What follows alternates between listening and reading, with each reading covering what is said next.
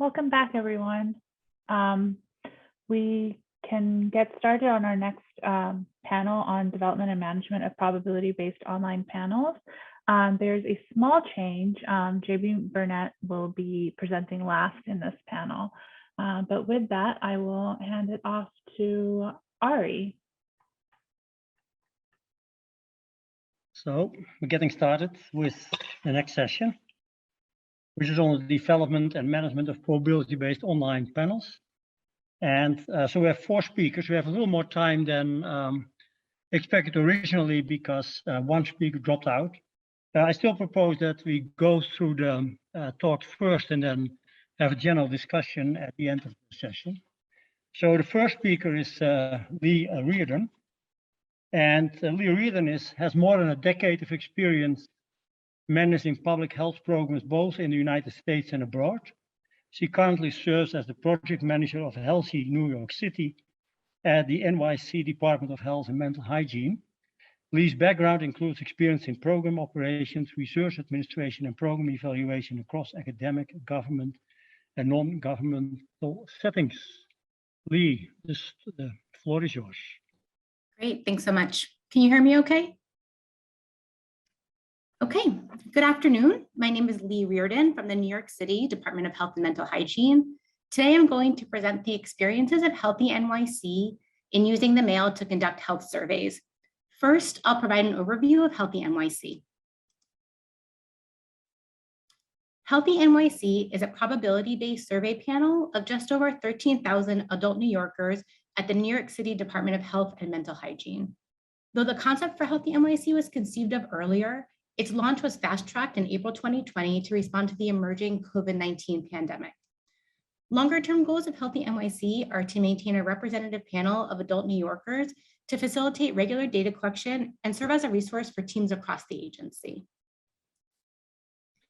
Healthy NYC panelists were largely recruited during 3 registration waves using address-based sampling frames.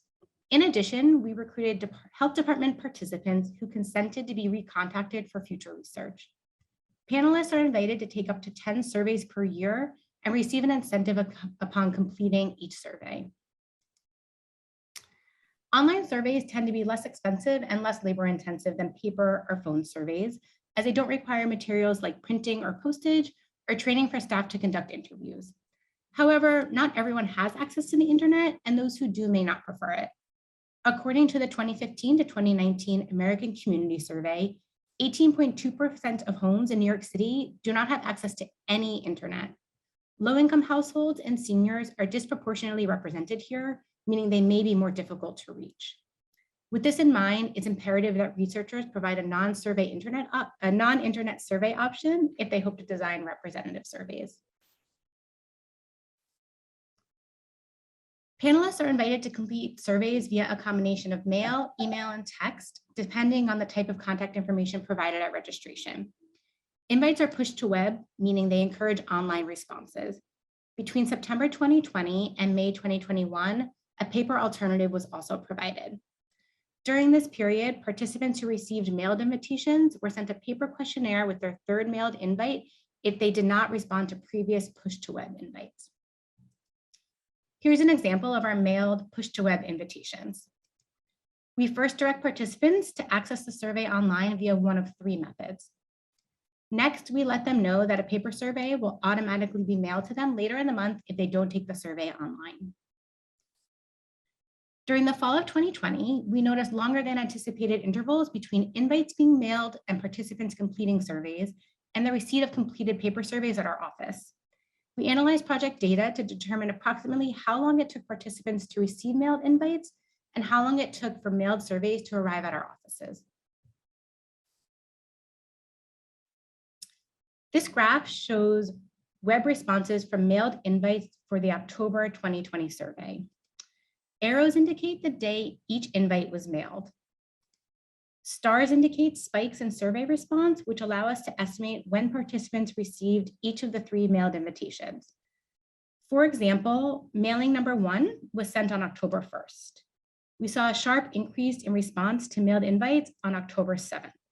And based on this, we estimated it took 6 to 7 days for participants to receive mailed invitations. Staff addresses were also added to mailing lists in November 2020 to help corroborate these patterns. Looking at all data for all surveys conducted between September 2020 and May 2021, we found the average number of days for participants to receive invites was just over 6. Letters were sent via USPS pre-sorted standard mail, also known as marketing mail. The average number of days it took to receive completed paper surveys at our office was 52. We calculated this using the today's date variable provided by the participant in the survey and the date the survey was processed at our office. This is an imperfect measure as we don't know exactly when a participant mailed a completed survey, but it gives us a decent estimate. Staff also returned completed surveys, noting exactly when they mailed it, and those surveys took on average 58 days to arrive at our office. We reached out to the local USPS branch in the spring of 2021 to better understand the delays. We learned that the branch was greatly impacted by COVID-19 and staff shortages resulted in reduced ability to process mail. After explaining that our mail was priority COVID-19 research, we received an influx of surveys to the office and saw faster return mail time in May. To accommodate longer than expected invitation delivery times, we moved up mail dates to help better ensure letters arrived on the targeted delivery date. However, this meant our mailing lists were prepared about 2 weeks in advance, which left us unable to remove participants who may have already completed the survey online. The third mailings that included the paper survey took on average 1 day longer to arrive than other mailings. Participants sometimes did not receive the paper survey until very late in the fielding window or occasionally after it was supposed to close. Though we accepted paper surveys after the fielding period, delayed receipt likely decreased participation and confidence in our survey. The average 52 days it took to receive surveys at our office meant we were unable to create a survey's final data set until 4 to 6 weeks after the fielding period closed. This delayed data processing and dissemination of findings. In some cases, we had to pull partial data in order to provide timely findings. This happened in May 2021 when our survey included questions on COVID-19 vaccine uptake and intentions that were going to be used to inform the health department's vaccine rollout. The delay in receiving paper surveys meant we were only able to include web survey data in this urgent request. In May, 30% of all completed surveys were done via paper, and paper survey respondents were more likely to be older and lower income, which meant these groups were underrepresented in this vital data. The delay in receiving completed surveys also meant we were unable to provide incentives in a timely manner. This likely impacted participation, eroded trust in our research, and strained participant relations. While paper surveys can be a cost-effective way of reaching a broader audience, research that requires a rapid response should consider paper-based data collection with caution. Though COVID-19's largest disruptions to USPS service appear to be behind us, and not every year we'll have a presidential election, ongoing USPS policy changes such as slower delivery of first-class mail, increased prices, and the removal of mail sorting machines will continue to impact mail delivery. For example, the permanent removal of sorting machines reduced New York City's capacity to process mail by more than 300,000 pieces per hour. Teams should consider liaising with the local post office early on. An earlier conversation with USPS may have lessened our mail delays or at least helped us manage expectations and plan accordingly. Teams should proactively monitor the mail's performance. After noticing slow delivery and receipt times, we added staff addresses to our mailing list to get a better sense of actual mail delivery and return survey timing. Using first-class mail may improve delivery times, though we found its recent performance to be inconsistent.